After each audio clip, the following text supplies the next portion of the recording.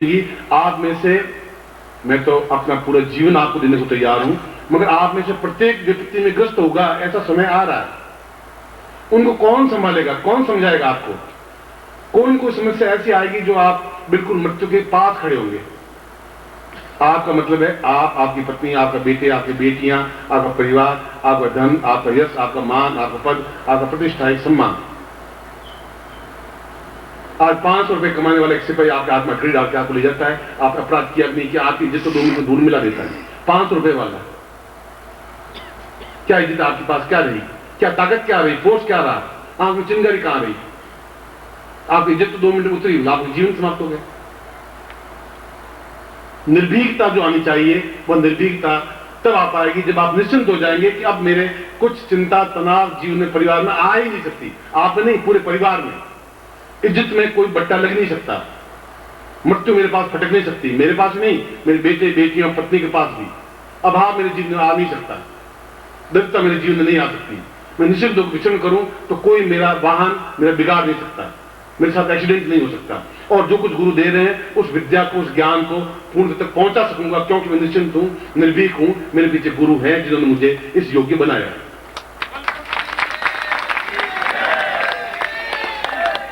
और ये क्रियाएं अब हम भूल इसलिए गए हैं कि सबसे पहले, आज से 50 साल पहले, बहुत समय पहले की बात नहीं, और 10,000 वर्षों से 50 वर्ष पहले तक जब दीक्षा देते थे तो गुरु पहले उसको निर्भीक बनाने की क्रिया देते थे, मृत्यु को परे हटाने की क्रिया देते, फिर उसको शिष्य बनाते थे।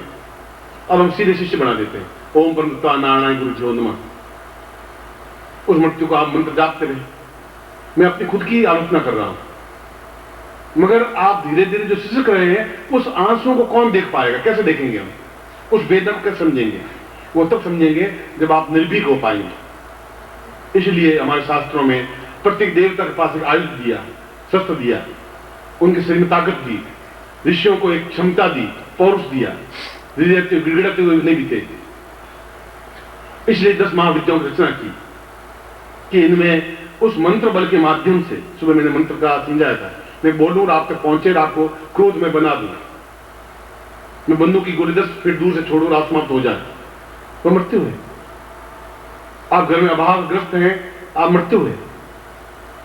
आपका भगवान नहीं करे कुछ भी हो जाए तो आपके जीवन का अर्थ रहेगा भी क्या? इस विद्या का क्या अर्थ रहेगा? इसलिए पहले गुरु दीक्षा देते ही नहीं, पहले पूर्णता से मृत्यु के से परे हटाने की क्रिया करते थे। मेरे साथ की, मेरे साथ और शिष्य थे, उनके साथ की, मगर अब वो शिष्य वैसे रहे नहीं, अब ऐसे गुरु भी नहीं रहे। क्यों? गुरुओं को वह ज्ञान नहीं रहा, शिष्यों को ग्रहण करने की स्थिति नहीं रही, दोनों में अंतर आया। इसलिए सीधा गुरु मंत्र दिया और शिष्य अपने घर, गुरु अपने घर। मगर क्या गुरु ने अपने कर्तव्य का पालन किया? क्या गुरु दम ठोके कह सकता है कि मैंने शिष्य को निर्भीक बनाया? क्या गुरु ने उसके छिपे हुए आंसुओं को देखा?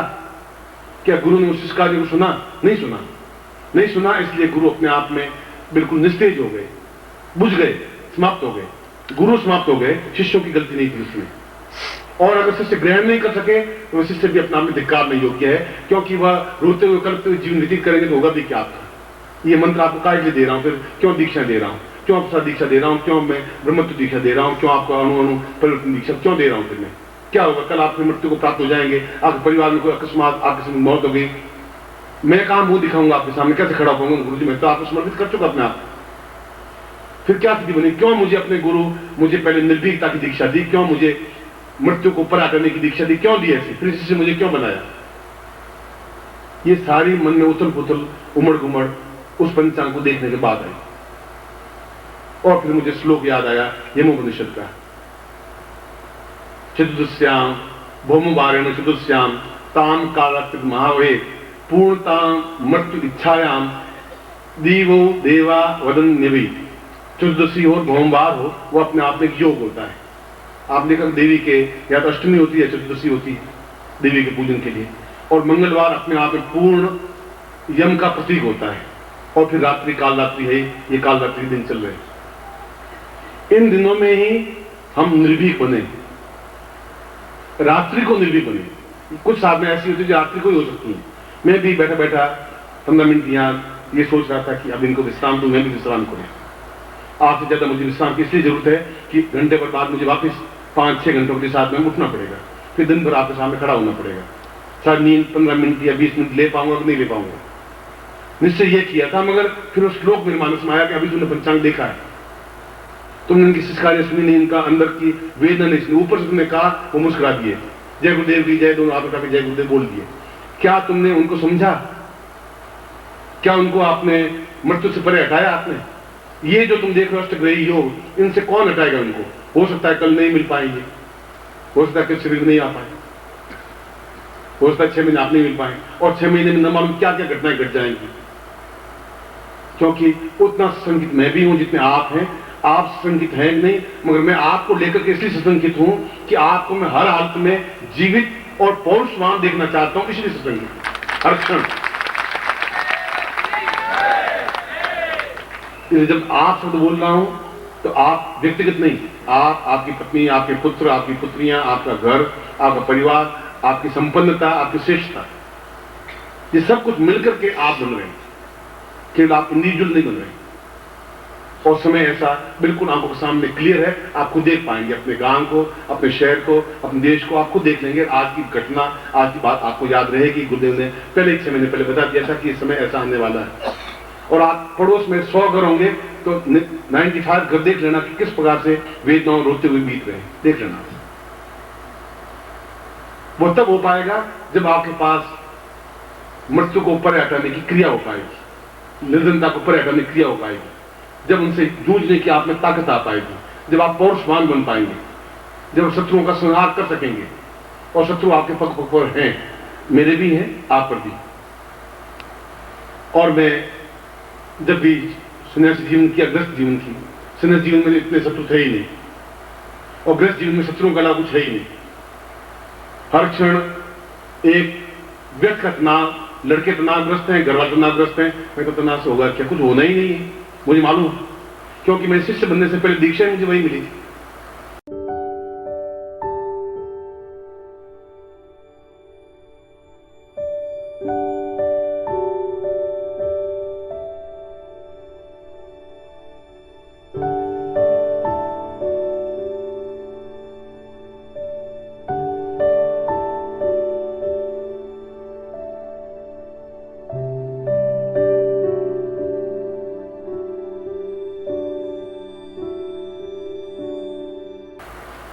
वही चीज क्रिया मुझे मिली थी, इसलिए मैं तनावग्रस्त हूं ना। कभी जिंदगी में दुखी होता हूं, मैं तनावग्रस्त होता हूं।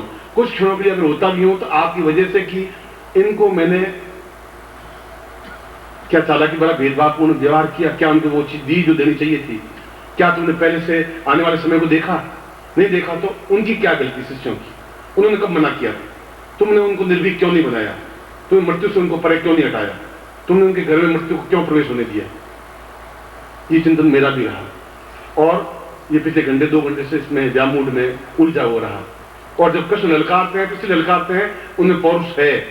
विश्वामित्र हिम्मत के साथ बोलते हैं सब ऋषियों के सामने, तो इसलिए कि उनमें पौरुष है। और अगर मैं बोल रहा हूं इसलिए कि मैं उस ग्रहण, उस शिष्यता को, उस दीक्षा को, उस ज्ञान को प्राप्त कर सका हूं जहां मृत्यु मेरे पैरों के नीचे रौंदी तो जाएगी, खड़ी नहीं हो पाएगी। ये गारंटी की बात। महाकाली के चित्र आपके सामने जहां शिव की ओर पांव रखी हुई खड़ी है, बगलामुखी आप देखें कि पूर्ण शत्रु। यहां आइंस्टीन के पेपर्स पढ़े, आइंस्टीन ने कहा कि मुझे भारतीयों पर बड़ी एक जिज्ञासा महसूस हो रही है। आइंस्टीन अपने लेटर में लिखा है गांधी जी को, उन्होंने कहा कि मैं समझ नहीं पा रहा हूं कि तुम भारतीय क्या है। भारतीयों के पास बगलामुखी जैसा उच्च कोटि का मंत्र होने के बाद भी गुलाम है। इस बात को देख देख करके मैं आश्चर्यचकित हूं। इतना उच्च कोटि का मंत्र होने के बाद भी गुलाम है, मैं कल्पना नहीं कर सकता।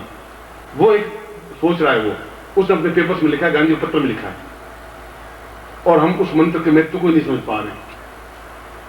और हम बिल्कुल हतप्रभ, निस्तेज और हतवीर बनते जा रहे हैं, हरदम सशंकित बनते जा रहे हैं, हरदम दुखी और चिंतित होते जा रहे हैं। और स्वाभाविकता है, और आने वाला इससे 1000 गुना ज्यादा वेदना युक्त है आपके और मेरे जीवन के, पूरे देश के लिए, पूरे संसार के लिए। एक क्लिंटन 1-2 महीने सोचे कि अनुपम पटक देना चाहिए, ना आप है, ना है, ना भारतवर्ष। एक किसी का माइंड खराब आना चाहिए। ये इराक युद्ध होगा पूरे देश में, पूरे संसार में, विश्व युद्ध हो गया, कोई महाभारत होगा, वो प्रलय की स्थिति बन जाएगी। कैसे हम अपने देश को, अपने आप को, अपने परिवार को कैसे बचाएंगे। और इसके लिए हमारे महाविद्याओं की रचना की और फिर मैंने श्लोक बोला कि आज की रात्रि ही क्यों उपयोगी है। मैं तो आज इसके आगे आरती करना चाहता था, बिल्कुल 2 स्पष्ट करूं, क्योंकि फिर उसमें 1 घंटा पर लगेगा, फिर मैं अपना कार्यक्रम करूंगा। मगर मैंने कहा कि फिर भौमवार भी चतुर्दशी है, तुमने ये सब देखा भी है, तो फिर अपने शिष्यों को अभय क्यों नहीं दिया, फिर उनको ताकत क्षमता क्यों नहीं दी। उस समय को अगर तुम नहीं पकड़े तो शिष्यों को दो भी क्या पाओगे। और इनमें सर्वश्रेष्ठ क्रिया है बगलामुखी क्रिया या महाकाली क्रिया। 10 महाविद्याओं में लक्ष्मी से भुवनेश्वरी भी है, भैरवी भी है, छिन्नमस्ता भी है, महाकाली भी है, बगलामुखी भी है। बगलामुखी का मतलब है मूल अर्थ वल्गामुखी, वल्गामुखी लगाम। जैसे घोड़े के अंदर लगाम लगा देते हैं, फिर हाथ में हमारा कंट्रोल रहता है, घोड़ा कितनी ताकतवान है, ये किसी ताकत का अंदाज लगाते हैं कि कितना हॉर्स पावर का है, घोड़े की ताकत से उसका अंदाज लगाते हैं। उस यम के मुंह में लगाम पकड़ने की जो क्रिया है उसको बगलामुखी या वल्गामुखी कहा गया है। यम हमारे नीचे, पैरों के नीचे कुचला हुआ रहे, चाहे वो देवता भी है, क्योंकि हम देवताओं से भी श्रेष्ठ हैं, क्योंकि मनुष्य हैं, देवताओं से उच्च कोटि के हैं, हम हैं, इस बात का हमें गर्व है। इसलिए आज की रात्रि, कल ये दीक्षा नहीं हो पाएगी, संभव नहीं है, कल दूसरे प्रकार की दीक्षा हो पाएंगी। और अष्टग्रही योग और ये चीज, ये जो समय महाकाल समय है, वो महाकाल समय है। इसमें भजन मैंने इसलिए रुकवाया इनका कि उस समय को मैं खोना नहीं चाहता था। मैं भजन सुन सकता था, उसको ऐसा लगा भी होगा कि मेरा भजन रोक दिया, मगर उससे ज्यादा हित मेरा यह था कि मैं शिष्यों को ठीक समय पर वो क्रिया संपन्न करवा दूं, जिससे इस जीवन में मृत्यु को प्राप्त हुआ उनका परिवार नहीं हो सके, दुखी नहीं हो सके, शिष्य कार्य नहीं हो सके, ये जरूरी था। इसलिए मैं बार बार घड़ी देख रहा था। और ठीक 11:15 बजे मैं इस क्रिया को प्रारंभ करूंगा। इसमें 10:30 बजे आसपास है और 11:15 से लगा के 12:15 तक का वो समय है, या 12:35 तक का समय है, जिसको पूर्ण काल रात्रि कहा गया है।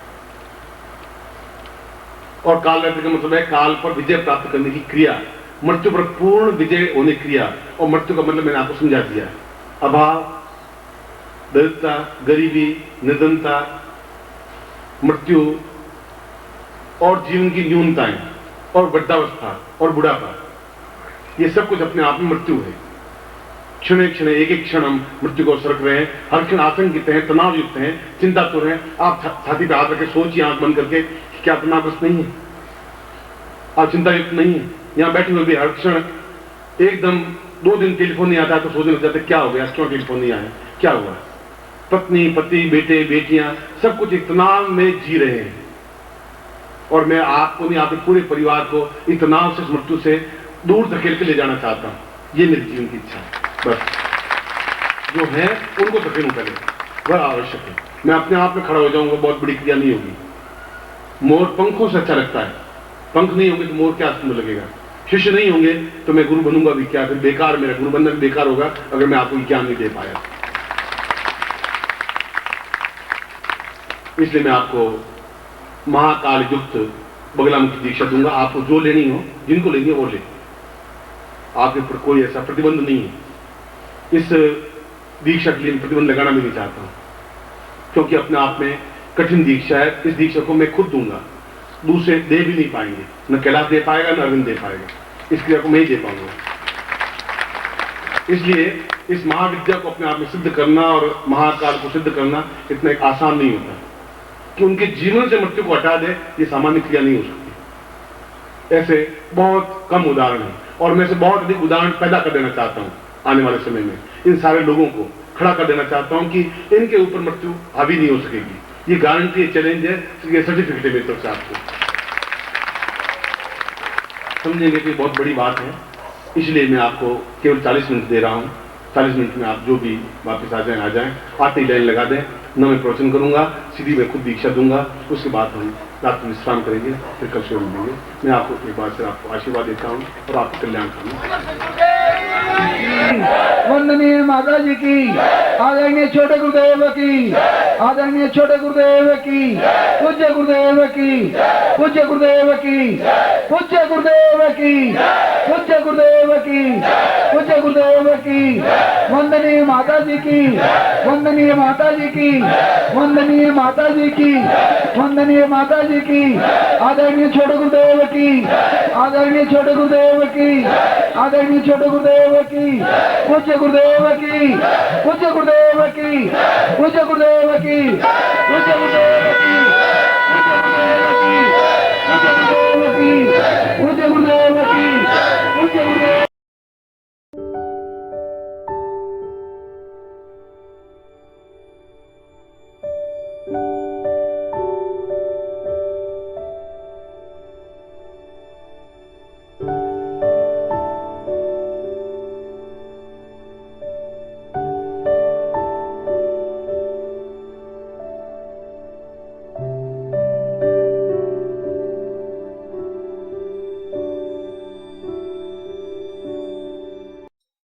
ओम परम तत्वाय नारायणाय गुरुभ्यो नमः। ओम ह्रीं मम प्राण देह रोम प्रतिरोम चैतन्य जाग्रय ह्रीं ओम नमः। ओम भूर्भुवः स्वः तत्सवितुर्वरेण्यं भर्गो देवस्य धीमहि धियो यो नः प्रचोदयात्।